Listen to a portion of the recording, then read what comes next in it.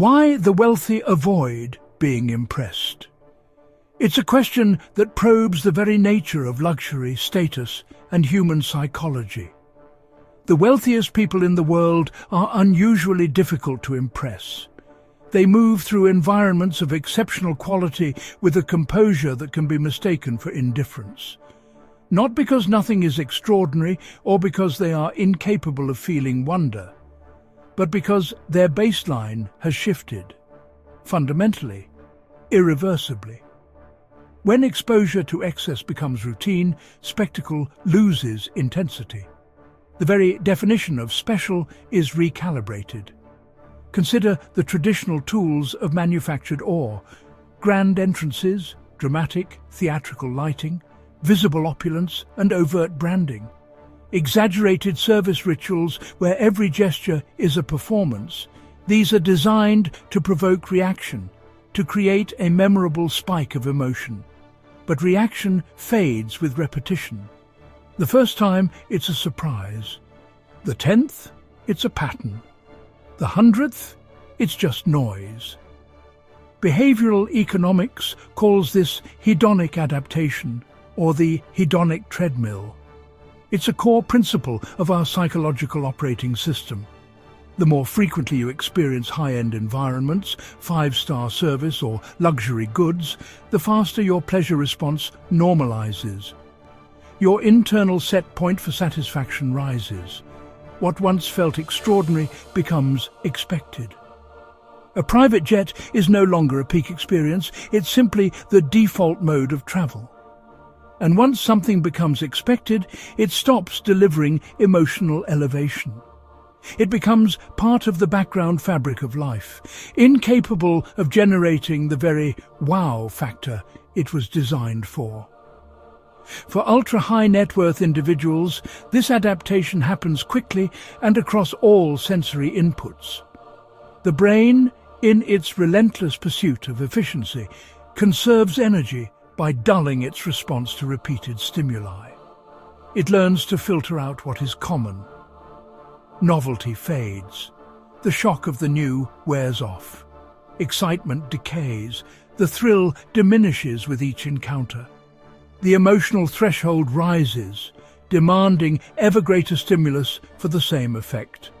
A race that is both exhausting and ultimately unwinnable.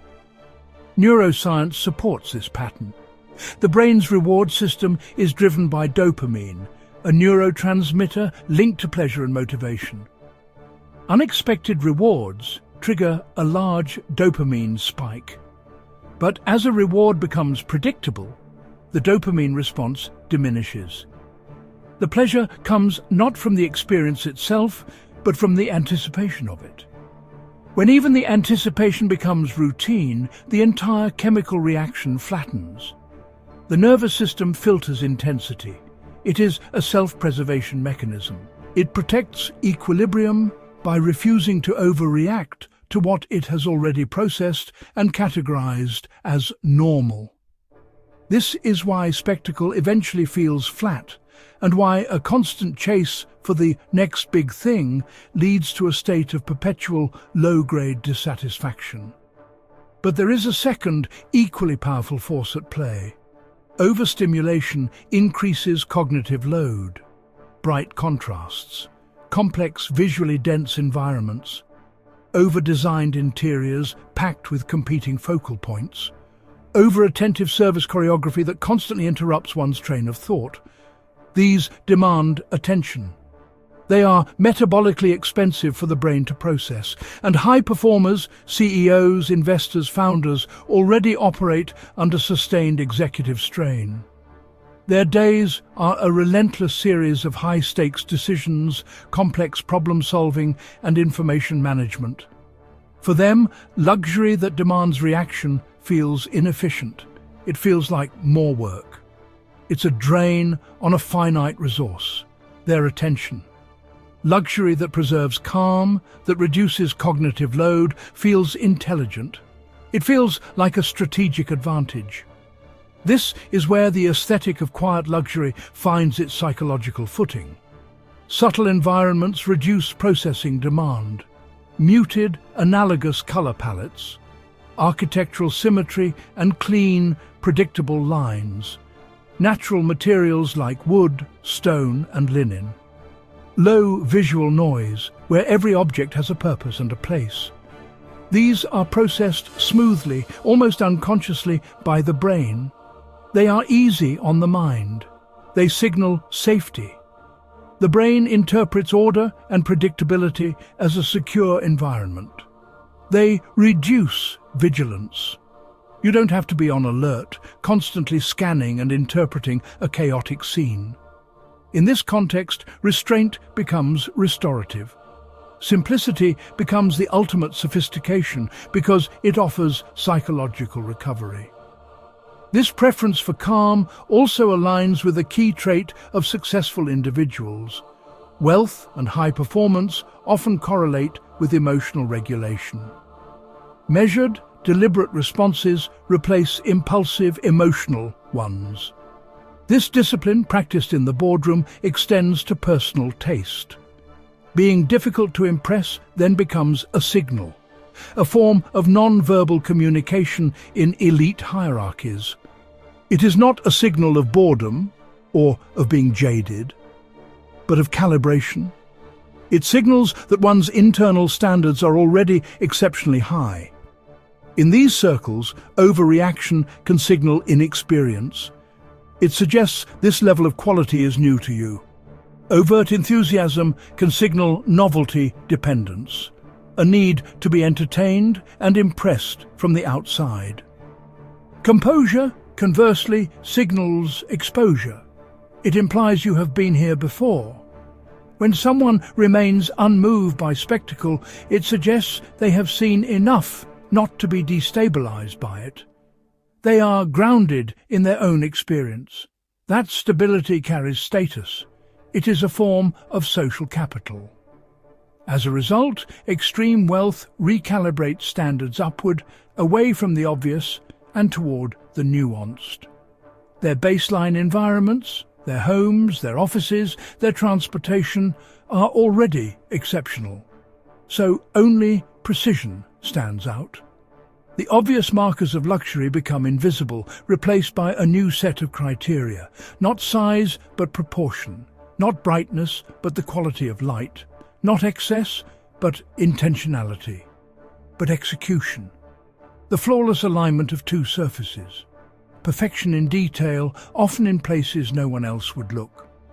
Invisible engineering, where complexity is hidden to create a simple user experience.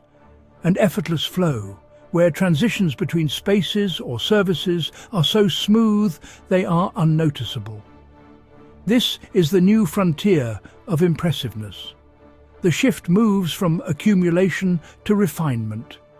It's a well-documented pattern in the life cycle of wealth.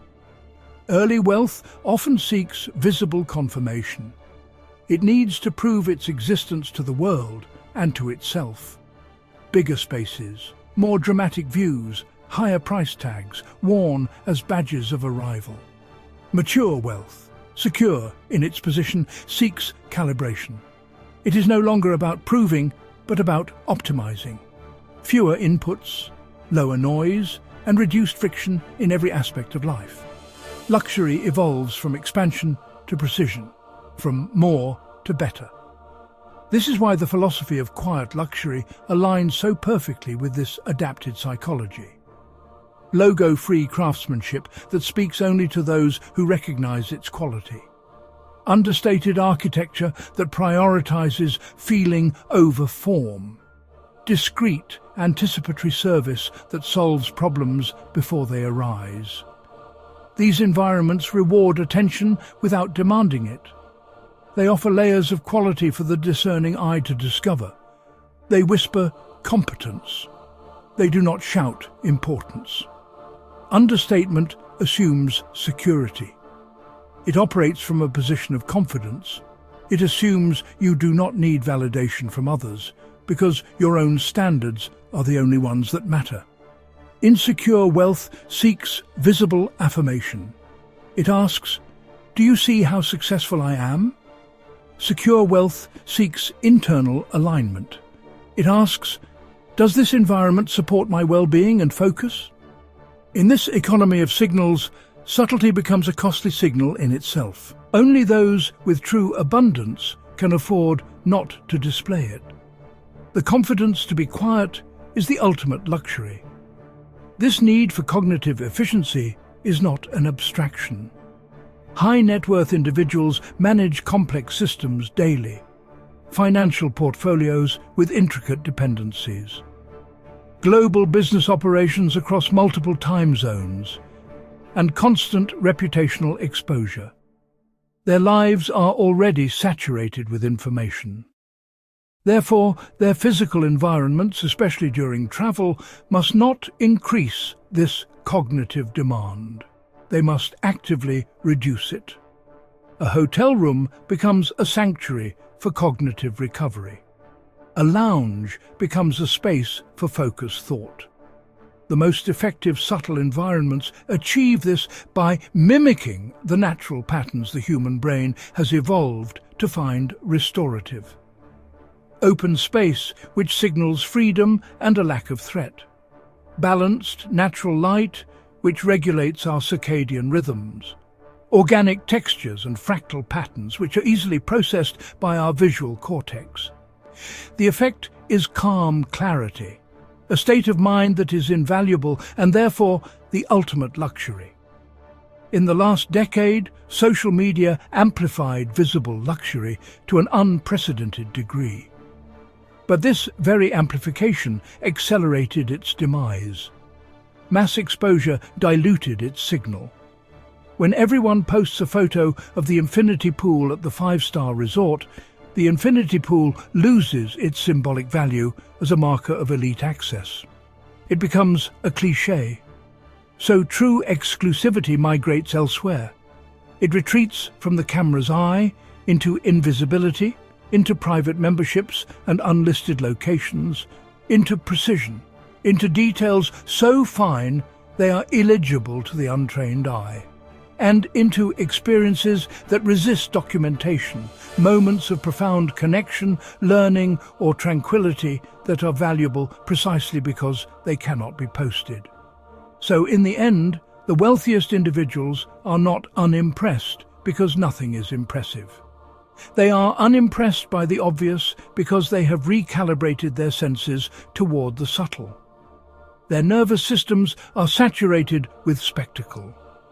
Their expectations for quality are elevated to a default state, and their standards are refined to a degree where only flawless execution registers. True luxury, at that level, does not attempt to impress. It has moved beyond that goal. It protects equilibrium, it rewards discernment, and it feels almost underwhelming until you recognize how precisely, how intelligently, and how quietly it has been designed not to demand anything from you at all.